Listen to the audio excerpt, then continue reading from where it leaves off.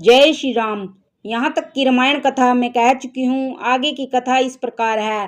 श्री राम वशिष्ठ संवाद। श्री राम जी का भाइयों सहित अमराई में जाना। एक बार मुनि वशिष्ठ जी वहां आए जहां सुंदर सुख के धाम श्री राम जी थे। श्री रघुनाथ जी ने उनका बहुत ही आदर सत्कार किया। उनके चरण धोकर चरण अमृत लिया। मुनि ने हाथ जोड़कर कहा, हे कृपा सागर श्री राम जी, मेरी कुछ विनती सुनिए। आपके चरणों को देख देख कर मेरे हृदय में अपार मोह होता है।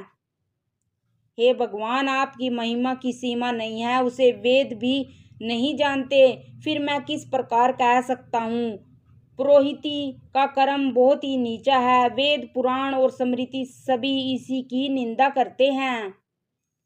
जब मैं उसे नहीं लेता था तब ब्रह्मा जी ने मुझे कहा था, हे पुत्र, इससे तुमको आगे चलकर बहुत लाभ होगा। स्वयं ब्रह्म परमात्मा मनुष्य रूप धारण कर रघुकुल के भूषण राजा होंगे। तब मैंने हृदय में विचार किया कि जिसके लिए योग यज्ञ व्रत और दान किए जाते हैं उसे मैं इसी कर्म से पा जाऊंगा। तब तो इसके समान दूसरा कोई धर्म ही नहीं है।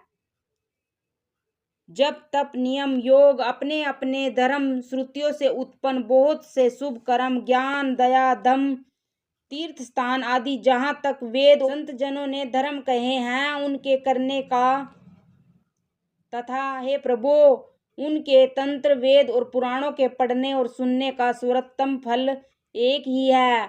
और सब साधनों का भी यही एक सुंदर फल है कि आपके चरण कमलों में सदा सर्वदा प्रेम हो।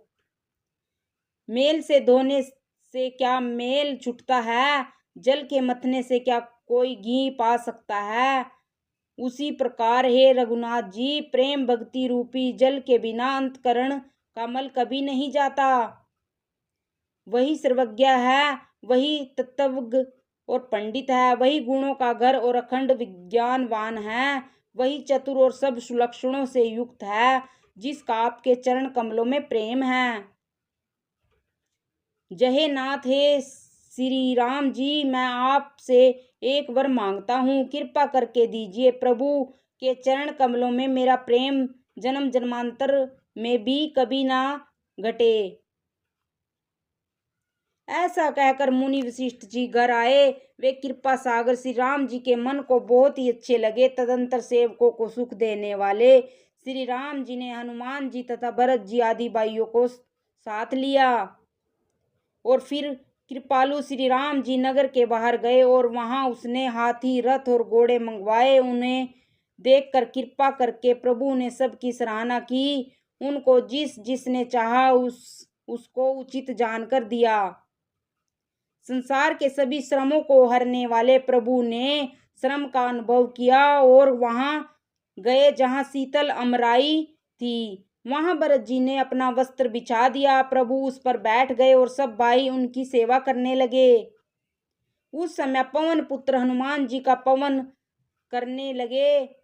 उनका शरीर पुलकित हो गया और नेत्रों में जल भर आया। शिव जी कहने लगे, हे गिरजे, हनुमान जी के समान ना तो कोई बड़भागी है और ना कोई श्री राम जी के चरणों का प्रेमी ही है, जिनके प्रेम और सेवा की स्वयं प्रभु ने अपने श्री मुख से बार बार बड़ाई की है। नारद जी का आना और स्तुति करके ब्रह्मलोक को लौट जाना। उसी अवसर पर नारद मुनि हाथ में वीणा लिए हुए आए। वे श्री राम जी की सुंदर और नित्य नवीन रहने वाली कीर्ति गाने लगे। कृपा पूर्वक देख लेने मात्र से शोक के छुड़ाने वाले हैं। कमल नयन मेरी ओर देखिए। हे हरि, आप नील कमल के समान श्याम वर्ण और कामदेव के शत्रु महादेव जी के हृदय कमल के मरकंद के पान करने वाले भ्रमर हैं। आप राक्षसों की सेना के बल को तोड़ने वाले हैं, मुनि और संत जनों को आनंद देने वाले हैं और पापों का नाश करने वाले हैं। ब्राह्मण रूपी खेती के लिए आप नए मेघ समूह हैं और शरणहीनों को शरण देने वाले तथा दीन जनों को अपने आश्रय में ग्रहण करने वाले हैं।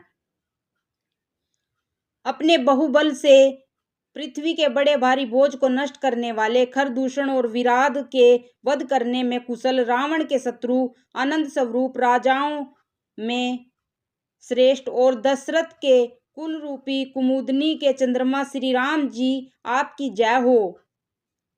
आपका सुंदर यश पुराणों और वेदों और तंत्र आदि शास्त्रों में प्रकट है। देवता, मुनि और संतों के समुदाय उसे गाते हैं। आप करुणा करने वाले और झूठे मद का नाश करने वाले, सब प्रकार से कुशल श्री अयोध्या जी के भूषण ही हैं। आपका नाम कलयुग के पापों को मत डालने वाला और ममता को मारने वाला है। हे तुलसीदास के प्रभु, शरणागत की रक्षा कीजिए। श्री राम जी के गुण समूह का प्रेम पूर्वक वर्णन करके मुनि नारद जी शोभा के समुद्र प्रभु को हृदय में धरकर जहाँ ब्रह्मलोक है वहां चले गए। जय श्री राम।